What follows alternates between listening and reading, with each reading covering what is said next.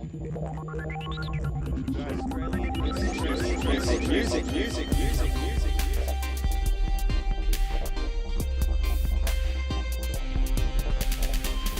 Industry Insights. Hello and welcome to AIM Music Industry Insights. I'm your host, Christina. We have a very special guest for tonight's show and podcast, Paul Saintilan, who is the CEO of Music Australia and the author of a new book, Musicians and Addiction. Now, first of all, we need to acknowledge the traditional owners of the country in which we meet today, the Gadigal people of the Eora Nation. We pay our respects to elders past, present and emerging. And we're coming to you live from Gadigal land. Yes. So we have a first question that we keep consistent throughout the series, which is, how did you get into music? How did you fall in love with it? How did you start working with it?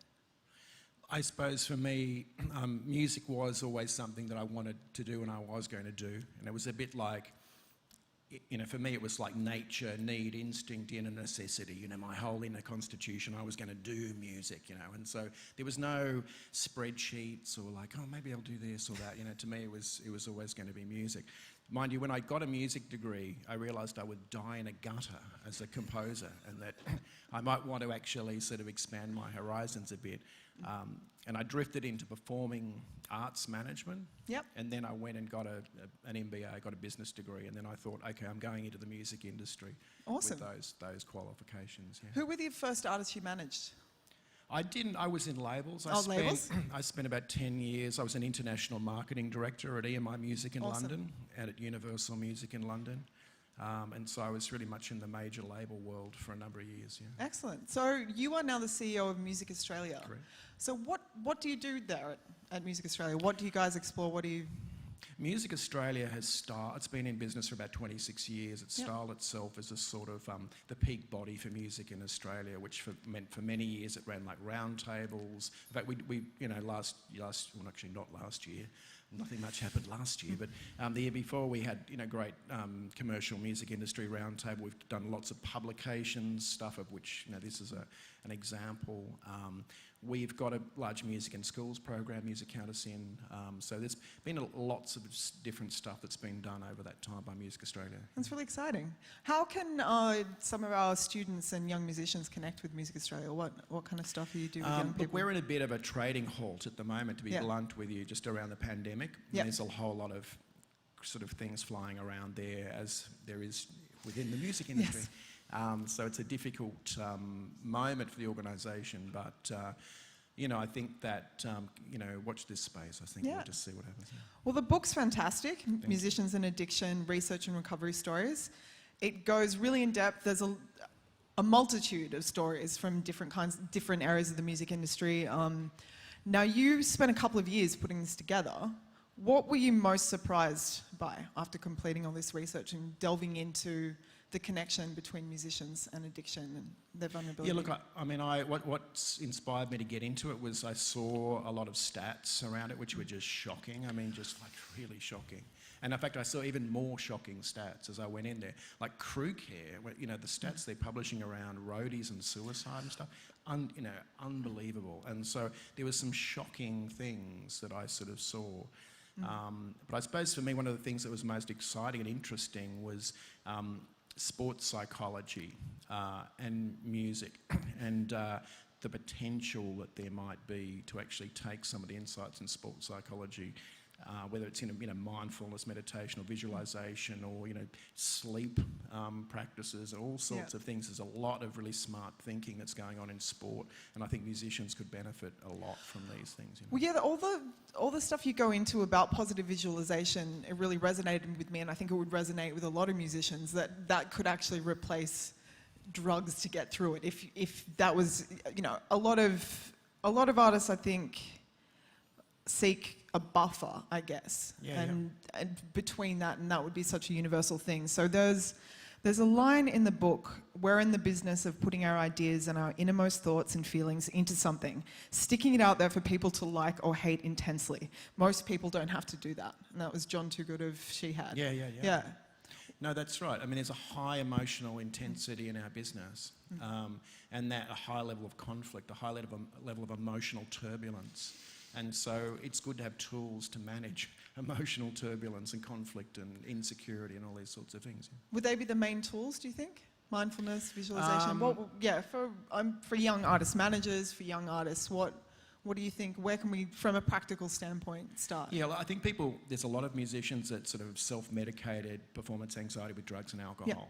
And clearly, like if you're an athlete, you're a sprinter or something, you might have like the 100-metre Olympic final the next day, and you're not going to be able to, first of all, you're going to sleep badly because it's an enormously important day, and you're not going to slug a bottle of whiskey, slug some slugs of whiskey and then walk out there to run that final. I mean, you can't happen. You will definitely lose if you do that. So this is why there's enormous pressure being brought on athletes. But they're not going to use drugs, or they're not going to use alcohol and certain types of drugs. There naturally is the whole issue around performance enhancing and things like that. But to me, there's a lot, mindfulness, sort of meditation, visualization.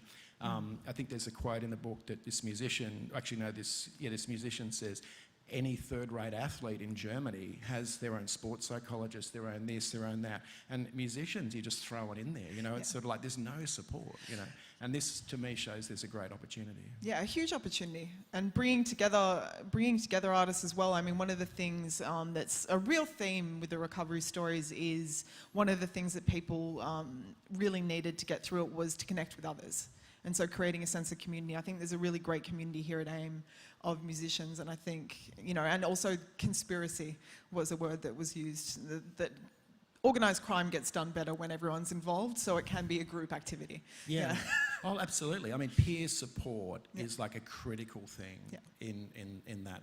Actually, Moby said that he tends to keep up with most of his musician friends at AA and NA meetings in LA, and so that this sort of idea of peer support is super critical. And Music Cares in the USA, the big charity that's related to the Grammys, they've run like 12-step meetings for musicians in all the music cities in the States. So like in, Nashville, LA, whatever, there'll be the weekly, the Wednesday, whatever meeting, that musicians will go to, Yeah, and there's a big contingent. There's a huge sober contingent. If you talk to, especially crew from the 90s, I've got a friend who's a Pantera's old tour manager, and he is a part of a great group of people who did all the drinking that could be done during that time. There's no more drinking that can be done. That's right. There's they're either sober now or they'd be dead. Yeah, 100%. And so it's sort of like that was the thing. And their view is that they're sort of like hardcore. That there are sort of amateur drinkers out there, that they were professional 100%. drinkers, and that they just got to this point where it's like, either I'm going to be dead in 10 years' time or I need to give this up. And that's where there's tens of thousands of people who've gone through the music industry like that. And the second act, I mean, that's kind of the theme there. What were the most, there's a lot of huge artists in there, and one of the stories I love is Jimmy Barnes coming back after being quite a degenerate, let's just say, I mean, he was a wild man. He was a wild man, and his first show back, getting sober, and his sound guy comes out and he's like, dude, you were 3 times louder. Like, you were like I wish you'd done this years ago, and that's a really exciting thing. What were the stories that stuck out to you? It's asking which of my children I love. It's really hard because there's a dozen, like there were 12 specially commissioned recovery stories that were very personal, deep dives into stuff, and I found them fascinating. I think that in terms of the professional guys that people would know here, I think Steven Tyler of Aerosmith has to be the superstar of recovery, and he's hysterical and insightful in the way he talks about addiction recovery, and he loves taking on the creativity myth that you sort of need drugs and alcohol to be creative. And he said, look, the album that Aerosmith did before they sorted themselves out was a disaster, and the album after they sorted themselves out was like the best commercial and artistic work they'd ever done. And he said it's not a coincidence that He's the poster child, they're throwing guitars at one another and screaming and craving, and the other one they're actually able to have conversations, and actually sit with creative work in a patient way. So he said it wasn't surprising, that it was just a revelation, you know. That is. And it's good to bust open that myth, you know. That's right. And I think he spent, what is it, $20 million? He claims that he spent $20 million on drugs, Steven Tyler. Oh, well, at least he's on the other side of it, which is a positive That's step. So it is a myth, isn't it? I mean, one of the things they talk about is, Jimi Hendrix, you know, that took it to another level, and Janis Joplin, all these artists. But then the flip of that is, how exceptional would they have been had they not? Yeah, I think the creativity thing is, it's absolutely, nobody's really disputing that at an early stage in a career, an early stage of drug experimentation, people can experience, you know, wonderful things. But the problem is that it's a process of building tolerance over time. And what happens is, as you start using drugs, you need more and more to feel the same effect. And this building of tolerance means it becomes a blunter and coarser and uglier process as you go down. So at the beginning, you might be able to say, oh yeah, look, there was this thing here and whatever. By the end of it, it is a mess. And so Steven Tyler and these guys are talking about the end. It might work in the beginning, but it doesn't work in the end. Yeah. Well, that was what was really interesting, that the whole concept of playing music and doing drugs. Doing drugs seems to be almost universally a downward trajectory, whereas playing music is something that so many of these artists came back to after a dark period and felt even more emotionally connected to it. And I thought that was really beautiful. No, that's right. I mean, music is a source of healing and a source of therapy and a source of all sorts of things. And there is a sort of rediscovery thing. And actually Moby has that in his autobiography, that there was a time earlier in his life when music was like the innocent, beautiful thing that was his own special world, and he loved it. And then it became a world where people started criticising him and bossing him around, and he had to sort of make a career out of it. It became work. And then it became less sort of fulfilling and exciting and interesting as work. And then he was just wanted to do a reboot and just go back to when it was just his thing, you know. Flourishing in obscurity. And the Picasso thing of being a child, you know, just like throwing all this shit away and just being a child. Oh, it's awesome. It's a beautiful thing. What do you think? Do you think the sensitivity of some of our most exceptional artists plays a role in why they've suffered from addiction, and why do some succumb to it and some don't? What are the characteristics? Well, I mean, clearly there's a genetic thing that goes on with our addiction, and we need to understand that.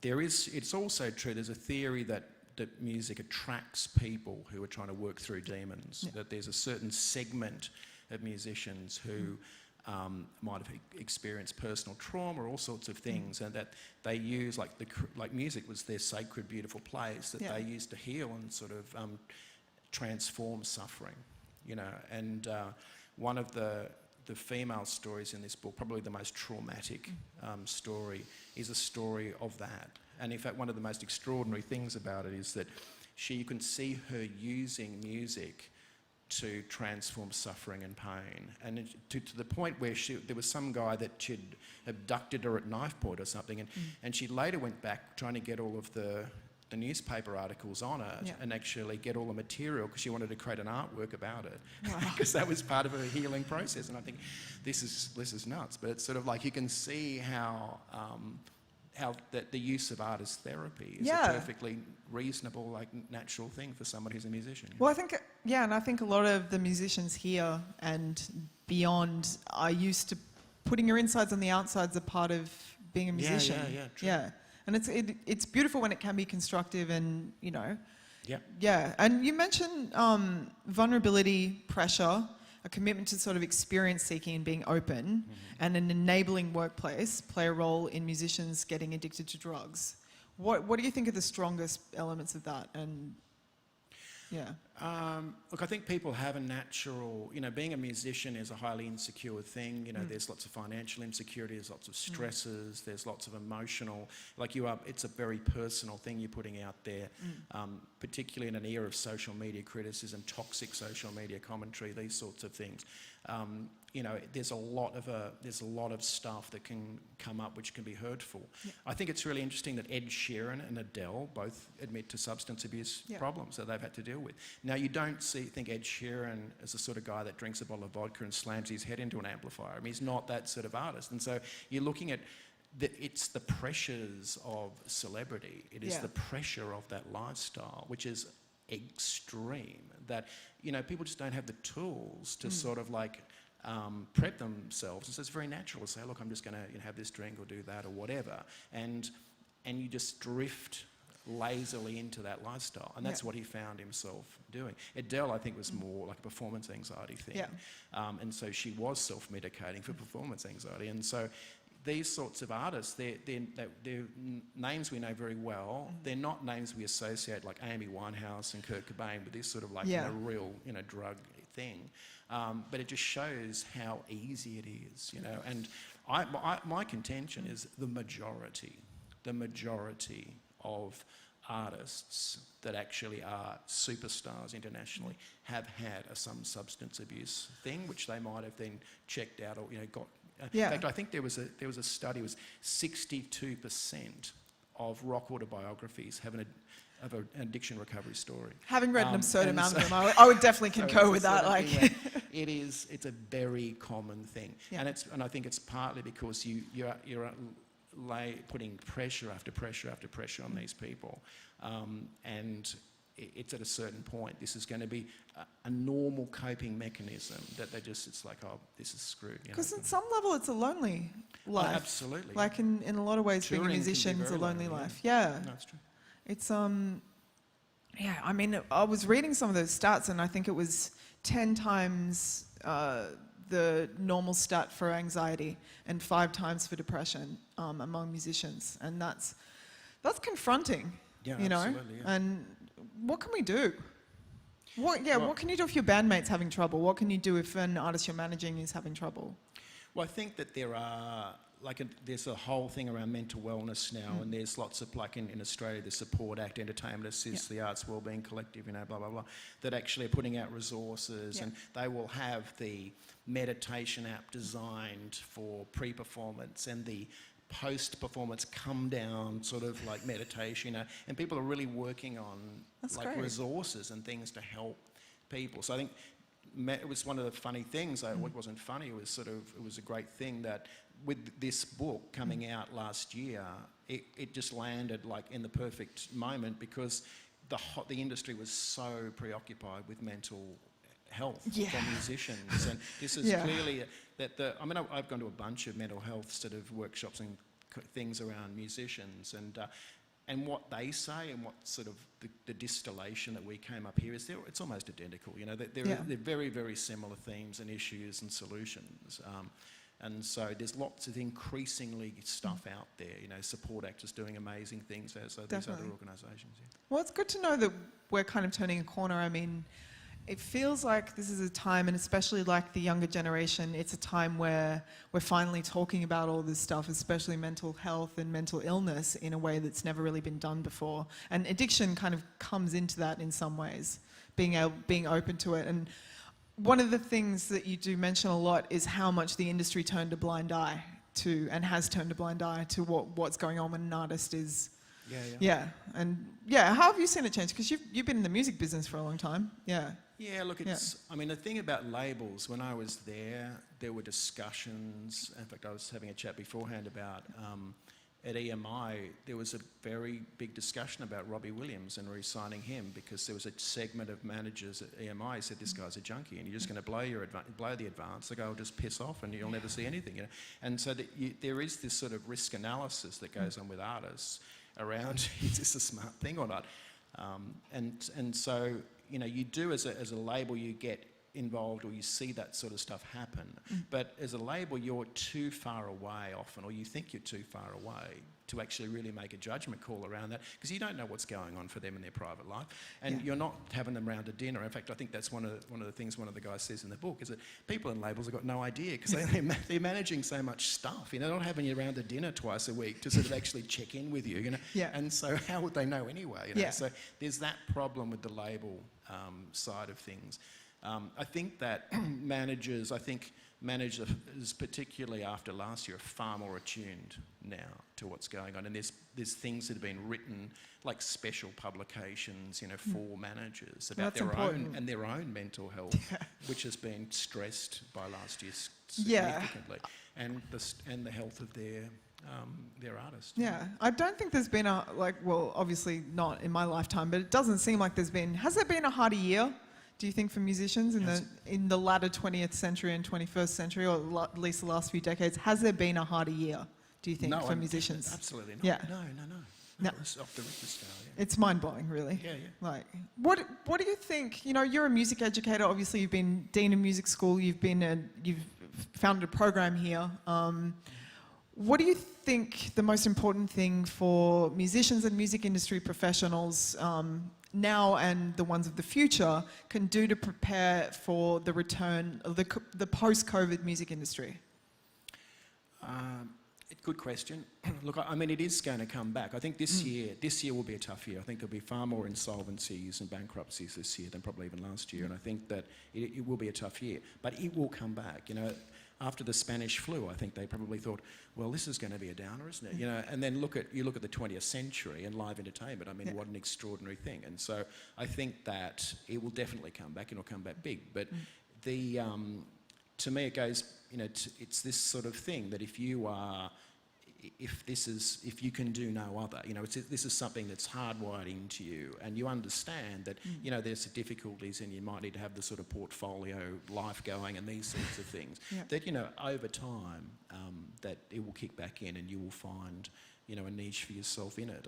I think that people like myself, that I'm sort of 57, and there is a generational change that I think will happen. Yeah. There's someone like myself, if it gets too hard, they go, I'll go off and do organic vegetables in a market garden and do this, and everyone can go and get fucked. You know? It's sort of like people just piss off. But what that means is that when it comes back, that any economist will tell you where there's demand, people will rise to meet that demand. So if businesses are closed, it just creates an opportunity for the next 25-year-old entrepreneur out of AIM to say, I'm here, I'll do that. Yeah, you know, and then it just revs up again. So new music it's festivals, an opportunity, and I think that smart entrepreneurs always see that opportunity in adversity and say, look, you know, this is actually, although if someone pisses off and says this is bullshit, it's not like it was in the 90s. Fuck this. You know, it's just creating an opportunity for a new entrepreneur to come in. That's a really important point, and I think look, it's not great being grounded. I mean, we're not allowed to leave the country. I mean, we're grounded. House arrest. Right? Yeah, Morrison's like, no, you're not allowed to go and play with your friends, and they're not allowed to come over and play shows. So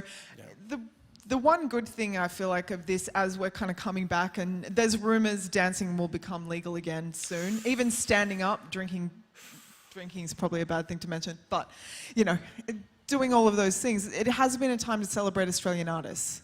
Yeah, you know, absolutely. and I think it's really exciting with that. So do you guys run mentoring programs and stuff out of Music Australia, or Oh, look, we've had it as AIM interns last 2019. We had a few AIM interns to help us with the roundtable we did, and so we've actually had people out of AIM over there doing stuff. Yeah. We don't I suppose part of having interns and training is you know, trying to help people and be, you know, be helpful in that respect. But we don't really do anything formal around mentorship, no. Well, I suppose it's more of it can often be more of a natural thing. The way, you know, and you know, it's obviously very troubling to see how many businesses are in trouble who have risked so much, because it's a huge risk to put on concerts in Australia. Like, it's absolute, it's a gamble. But I guess that positive of a next generation is exciting as well. And I think, what do you think's unique about this crop of musicians, like young people today, like Zoomers or whatever you want to call, you know, young people today, and, you know, Generation X's kids. No. It's awesome. Yeah, look, I think that we're in a good place with the musicians that we've got, and I think it's just trying to give them an environment in which they can, you know, have careers and be creative and this sort of thing. And I think that, to me, the streaming economy concerns me. The free sort of product expectation concerns me. It's a difficult thing. I'm on the side of content versus big tech, you know. And so, you know, I deleted my Facebook account at the height of this recent kerfuffle, and within 12 hours, Facebook capitulated. and actually capitulated and actually sort of gave the Interesting. media companies. Now I'll let other people. Did you draw play a the role in dots. that? I'll let other people draw the dots on that. Mind Yeah. you, it did say when I went to delete, it said, "Do you realise you'll be deleting 6 photos and 2 posts?" I can live with that. You can get through this. So I don't think it was a huge loss for Yeah. Facebook. I haven't used that platform probably. Ethical big tech would be really cool, eh? Like, I don't know, like one where, sometimes I use Spotify a lot. I wish they would share it a bit more with the content I'd like creators. to pay more for Spotify. I'd I pay have heaps Spotify more. and I pay too little for Spotify. and I I want wanna- to pay twice as much I want for to my give Spotify people, subscription. maybe I like this song, I want to give them $5. That's right. Maybe there's something in this. Yeah. That's another story. But it's, there's a lot we've got to work on. I think the business hasn't transformed in a good way for everyone, and there's, the ladder is hard to climb, and that was another thing in the book, the concept of the ladder, and things like, well, 1% of artists make 50% of profits from album sales. Like, can we fix this? It is a very skewed economy, and that is an issue. It's one of these things where never before have people been able to just leap from like obscurity into mainstream awareness, and so that phenomenon is exciting, and it's empowering and great for young people to know that that's a possibility. And I think enormous creativity and entrepreneurialism can be rewarded in that way. But it is the skewing of those stats is concerning. I'm hopeful things will change. Slight side turn. How have your experiences of recovery, because I know you had your own experiences with recovery, how did they fit into doing this research and learning about this stuff as someone in the business? Look, I had a sort of work hard, play hard, London music industry life. That would have been fun. And so, it basically got to a point where I was in my mid-30s and I thought this has become a negative rather than a positive in my life. I really need to sort this out. And it's not an easy thing. In fact, I remember I was going through, and I say this, I normally haven't disclosed this stuff, but I figure having done a book where I've encouraged people to such extraordinary raw disclosure, it would be hypocritical for me not to actually share in that. And I went through a marriage breakup in 1999, and I decided, I actually remember explicitly giving myself permission. I said, for the next 6 months, you can drink whatever you want. Like, this is like a once in a lifetime bullshit moment. Taking a run. Just drink whatever you want. And what I didn't realise is that you can permanently damage your body chemistry, like permanently. Alcohol's no with joke. 6 months, just 6 months drinking. And so I had this thing, I'm going to be on a beach in Sydney, I'll be having mango and watermelon juice and be doing all this healthy stuff, and I'll just be able to just get over it. And I didn't realise that I'd just created this monster, this insatiable monster, and it was frightening. The tolerance thing is like when I was 15, 16, I could have 2 cans of Resch's Pilsner. It was like heroin. I was like Superman. It's like, oh my God. When I was going through this thing at the end of that 6 months, I remember going out for a drink with friends in Covent Garden in London, late summer afternoon. We go to the bar, we get our drinks, I'm sitting down, I got a bottle of red wine. I look across to a person shortly after, I look across to the woman sitting across from me, and I watch her look at her watch and look at my bottle. And then I do the same. I look at my watch, and it's 20 minutes after we sat down. I look at the bottle, it's gone. Whoa. And I thought, I don't even feel anything. Like, we are just starting here. The engines are just revving up here. And I suddenly, when you shock yourself by seeing yourself through the eyes of somebody else. Yes. And I thought, you have a problem, And so this is the sort of thing for me. So I went through, I suppose it took 2 or 3 years to sort of completely sort it out. And I was looking around at things, and to me the Buddhism and meditation thing was, I thought, I could actually see how I'd find that really motivating, and that was the solution for me. I found a lot of support from guys who were really interested in putting sort of a Buddhist sort of meditation thing on recovery. And so I went to, I'm 18 years without having had a drink. That's and awesome. So to me, when I sort of was doing this, I thought, well, I've got a music industry background, but I've also got a whole sort of recovery background. So I can sort of put the two together. So that's really another sort of angle. Well, it shows. Yeah, I haven't had a drink in 8 years. I don't think anyone looks back and goes, "Oh, that was a terrible idea." Yeah, Well, it's interesting because, you know, like you don't, like I haven't once in 18 years, you know, had the hangover where you're sort of thinking, oh my God, what did I say to that person last night? Yeah. Holy shit. And It's so relieving. You know? whereas starting meditation is something, and especially for musicians, I think can have such a profound thing. And I think I've just started a new practice, and one of the guys was saying people think they're doing meditation wrong a lot. Like you're sitting in the moment and your thoughts are wandering and you're like, and he's like, meditation is trying and then bringing your mind back from being lost in thought. Right, yeah, it's like coming back again and back again. It's that shepherd back is the thing. Yeah. That's right. No, yeah. It's a really gentle process. And you're not trying to whip yourself. You're not whipping yourself and saying, oh my God, you screwed up. In fact, I had a Buddhist friend once invite me to a New Year's intention setting ceremony in LA, in a Buddhist center.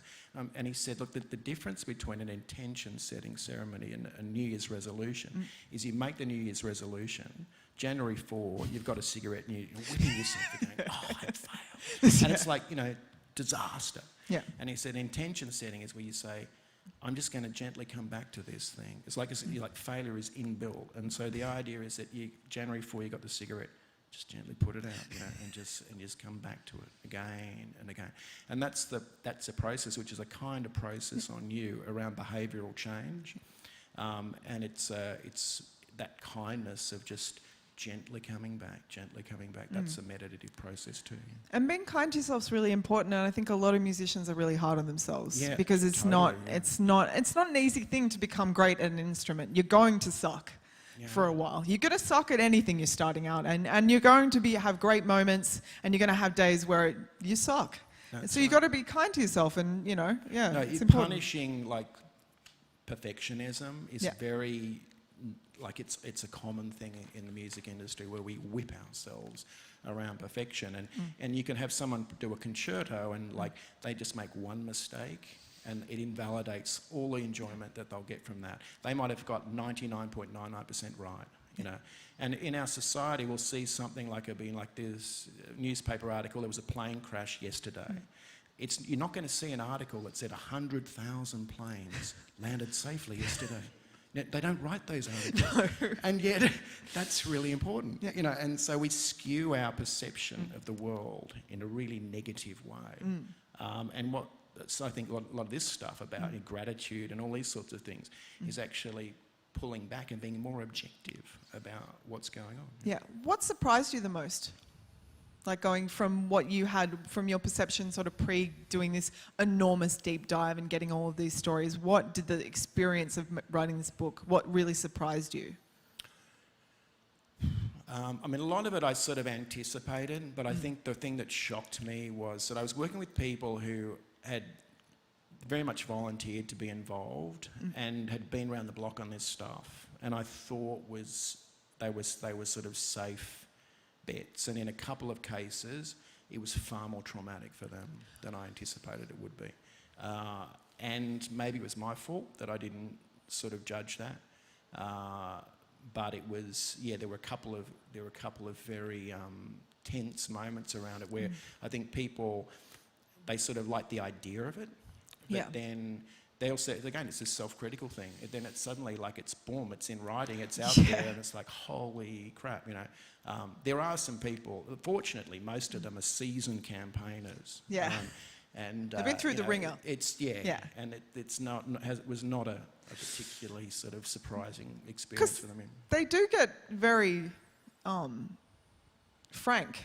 Oh, totally. Yeah, and there's like a really good mix of them. And then you've got someone like Paul Kelly. I thought was quite interesting because he's like, I did some heroin. I thought it was fine. I thought it was just fine. It was just going along in the background, and I kind of realised over time that this isn't really great, and everyone is actually quietly seeing things that I am 100% not aware of. And I thought he was a very understated story, but it was quite interesting. Yeah, it's a really lovely piece. It's beautifully written. It's Yeah. very short because he didn't really know whether he'd put it in his autobiography or not.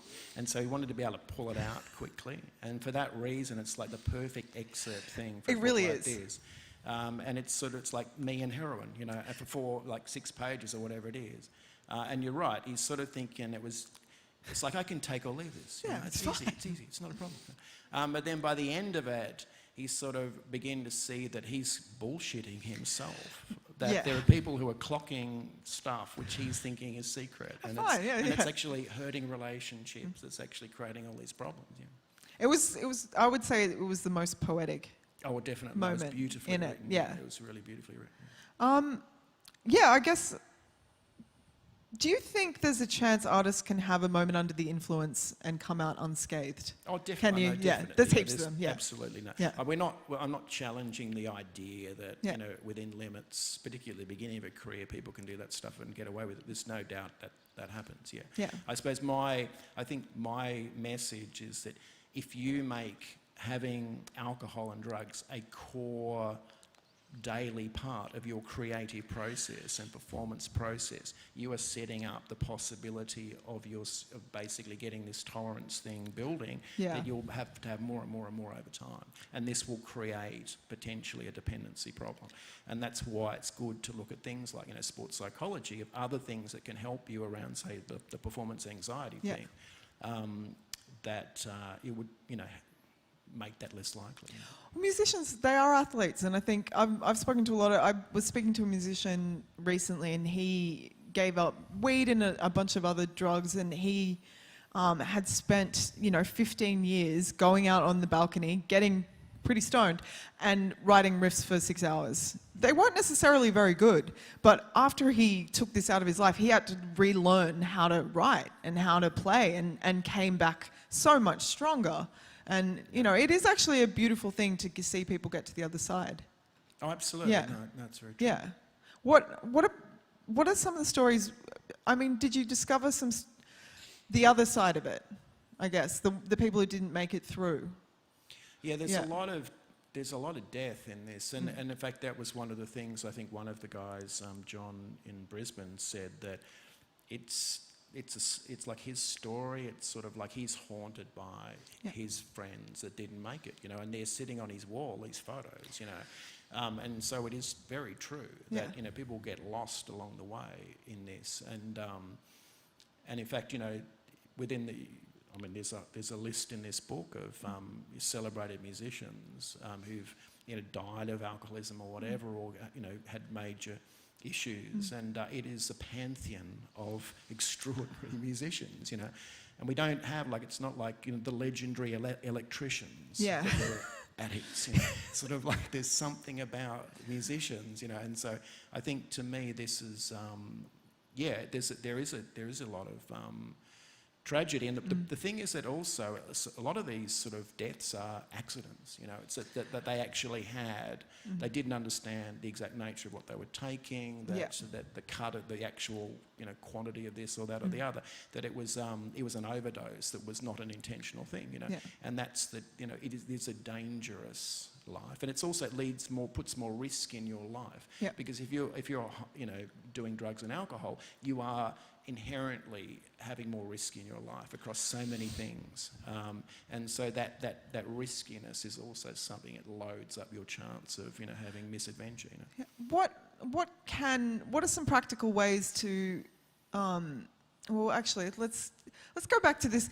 Do you think exceptional artists, it's going to that extreme level of creativity and originality, is connected to going to that extreme level of addiction and stuff do you think there's a psychological tie-up? That's what one of Krista Banks in this who set up a charity in the UK. He said this is one of the myths. Yeah. This idea that we need to experience so deeply that we need to sort of turbocharge this with drugs and alcohol to experience this, to be able to make creative use of it.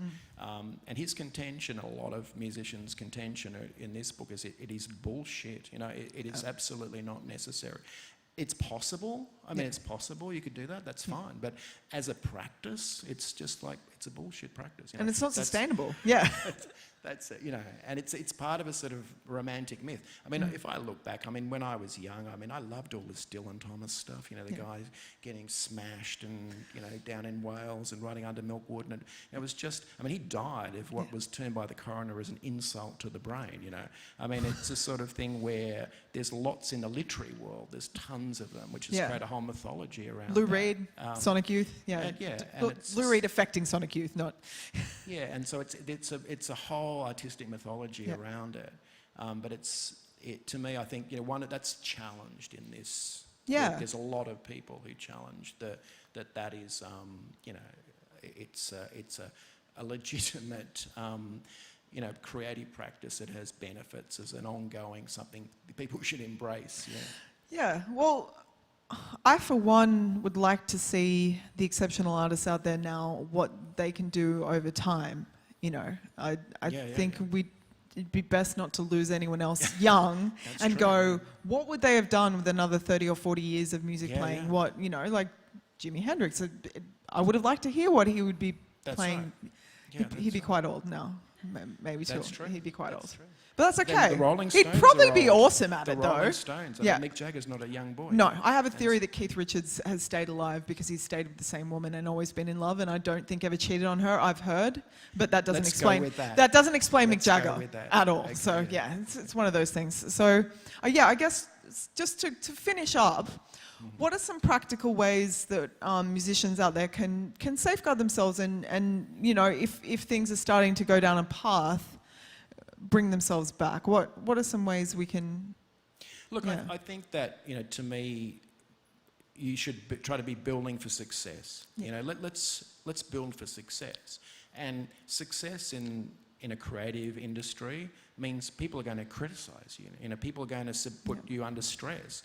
People are going to, you're going to have loneliness. You're going to have moments of doubt. You're going to have sleep issues on tour. You're going to have a lot of stresses and things in your life. And the more healthy things that you can put in, which are tools to help you manage that, the better set up you're going to be.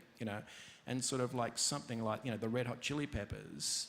They've designed tours to support, the sobriety of Anthony Kiedis and all these sorts of things, and actually created, they've got creative with it. Yeah. So let's make this, instead of it being a sort of fluorescent concrete tomb, under the stage as our dressing room, let's make it fabulous. Let's make it really good. Let's get in some great stuff that we don't feel like we're missing out, or it's. And that can be your cool arty friend. Like, they probably have a bigger budget than your average band, but I think you could do that with your cool arty friend. Yeah, you can create that space and create space for that. And there's also like psychological barriers. There's a whole thing about the psychological barriers you create around to protect yourself, which can be anything from, I think in the visualization world, it's like basically there's a ring of fire around this stage, and this is my stage. There's that sort of thing. But there's also like the psychological barrier around social media, which is that there are certain things I don't do on social media, I don't respond to, or whatever, and there's rules that I've put in there to protect myself. That's really important. Yeah. May many musicians have long and healthy lives, careers, artistic experiences. This is AIM Music Industry Insights. This is Paul Saintilan. Thank you so much for joining us. Indeed. Thank you, guys. Thank you, guys. Cool. Sweet. Very good. Thank you. Cool. Very good. Thank you very much.